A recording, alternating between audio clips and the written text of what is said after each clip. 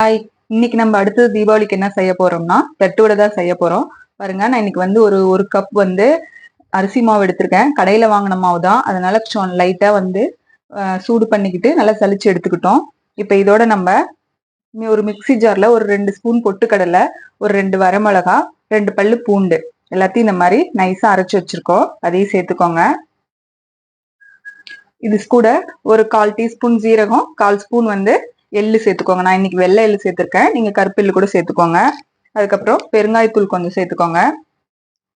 Spoon வந்து கடலைப்பருப்பு ஊற வச்சிருக்கோம், அதையும் இதோட சேர்த்துக்கோங்க.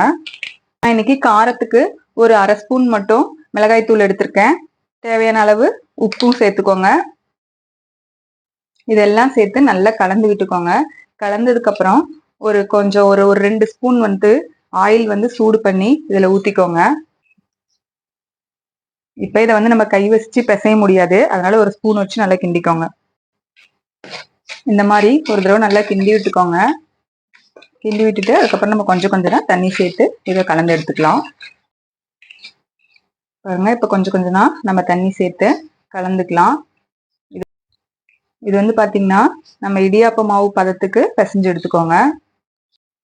மாவு பாருங்க, நம்ம நல்லா பிசைஞ்சு எடுத்துக்கிட்டோம். இப்படி கை வச்சீங்கன்னா பாருங்க நல்லாவே உள்ள போகுது. இந்த அளவுக்கு நல்லா கொஞ்சம் எனக்குமாவே பிசைஞ்சு எடுத்துக்கோங்க. இப்ப இதை நம்ம சின்ன சின்ன உருண்டையா பிடிச்சி எடுத்துக்கலாம். பாருங்க, இப்ப நம்ம வந்து எல்லாமே நல்லா உருண்டை பிடிச்சி வச்சிட்டோம். இப்ப இதை வந்து நம்ம தட்டி தான் எண்ணெயில போடணும். எண்ணெயை வந்து சூடு பண்ணி வச்சுக்கோங்க. இந்த மாதிரி ஒரு எண்ணெய் கவர் எடுத்துக்கோங்க. நம்ம வீட்டுல எண்ணெய் வாங்குவோம் இல்லைங்களா, அந்த கவரை வந்து இந்த மாதிரி 2ஆ வெட்டி எடுத்துக்கோங்க. வெட்டிட்டு நம்ம பிடிச்சி வச்சிருக்க உருண்டைய இப்படி எடுத்து வச்சு இப்படி க்ளோஸ் பண்ணிக்கோங்க. இந்த மாதிரி க்ளோஸ் பண்ணதுக்கு அப்புறம் இந்த மாதிரி சமமான ஒரு பாத்திரத்தை எடுத்துக்கோங்க. எடுத்துட்டு இந்த மாதிரி வச்சு லைட்டா இப்படி ப்ரெஷ் பண்ணுங்க. பாருங்க, இந்த மாதிரி நம்ம வச்சு அமுக்குனதுக்கு அப்புறம் இந்த மாதிரி ஷேப் நம்மளுக்கு நல்லா கிடைச்சிரும். இப்ப இதை எடுத்து நம்ம சூடு பண்ணி வச்சிருக்க எண்ணெயில போட்டு பொரிச்சு எடுத்துக்கலாம். பாருங்க, நம்ம தட்டு வடை வந்து நல்லா வெந்துருச்சு. இப்ப இதெல்லாம் எடுத்துடலாம்.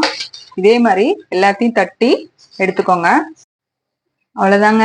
பாருங்க, நம்மளும் வந்து நல்லா மொறு மொறுன்னு தட்டை ரெடி பண்ணிட்டோம். நீங்களும் கண்டிப்பா ட்ரை பண்ணி பாருங்க. இந்த வீடியோ உங்களுக்கு பிடிச்சிருந்தா லைக் பண்ணுங்க, ஷேர் பண்ணுங்க, சப்ஸ்கிரைப் பண்ணுங்க. பாய்.